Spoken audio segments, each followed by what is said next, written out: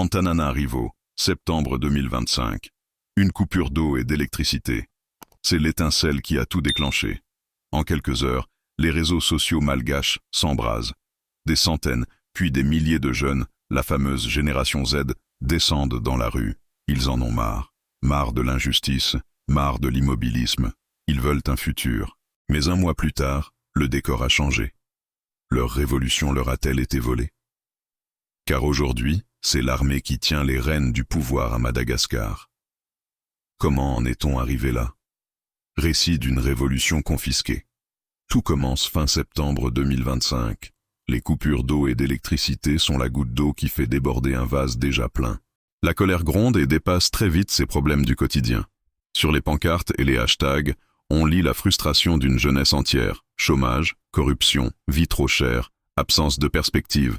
Le mouvement est spontané, né sur TikTok, X, Facebook, Telegram. Ces jeunes connectés organisent la contestation en quelques clics. Comme le résume le Civicus Monitor, ce sont des citoyens urbains fatigués de l'inaction politique. Leur cri de ralliement est puissant. Aleoho fatitoi isai ho jamba, ce qui veut dire « mieux vaut mourir que de rester aveugle ». Un slogan qui montre leur détermination absolue. Ils ne veulent plus fermer les yeux. Mais face à eux, la réponse du pouvoir est d'une brutalité inouïe. Gaz lacrymogène, balles en caoutchouc, arrestations massives. La répression est féroce. L'ONU parle d'au moins 22 morts. La rue, qui avait retrouvé sa voix, est plongée dans la violence. Le dialogue semble impossible et la situation s'envenime de jour en jour.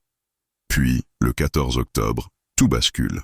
L'unité d'élite Capsat, la même qui avait joué un rôle clé dans le coup d'État de 2009, annonce qu'elle refuse de tirer sur les manifestants.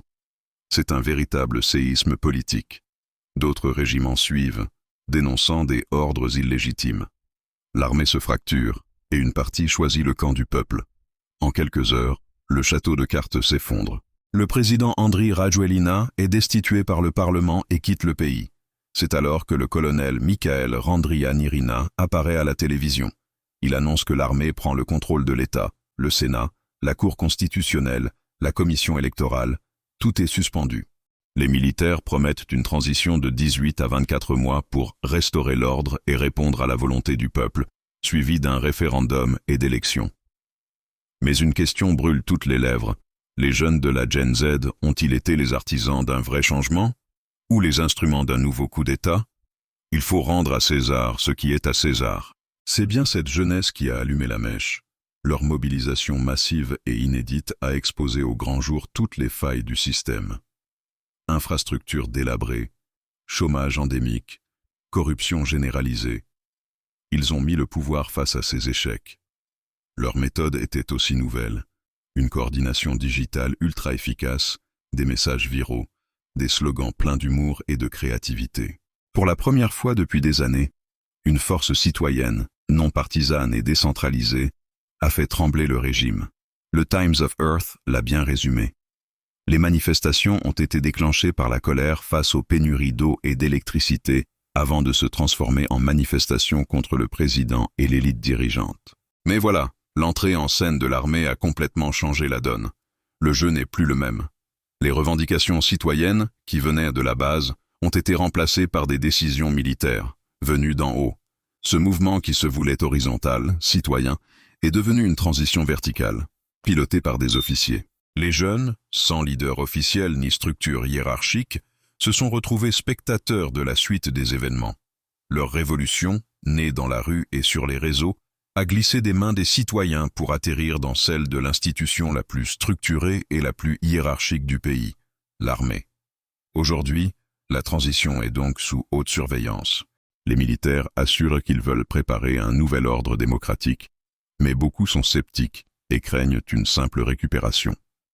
Les ONG de défense des droits humains, comme Amnesty International, sont très claires.